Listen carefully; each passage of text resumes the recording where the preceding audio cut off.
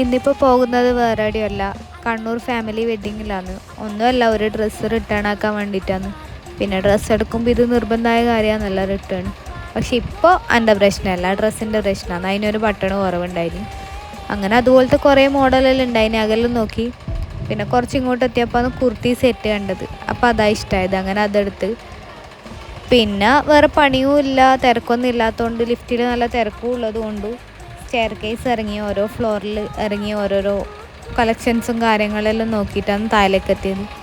അപ്പോഴേക്ക് നല്ല home ഡെക്കോറിങ് items ഉണ്ടായിന്, അതും നോക്കി.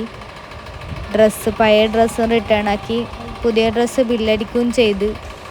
അങ്ങനെ നേരെ തിരിച്ച് പാർക്കിങ്ങിലേക്ക് പോയി.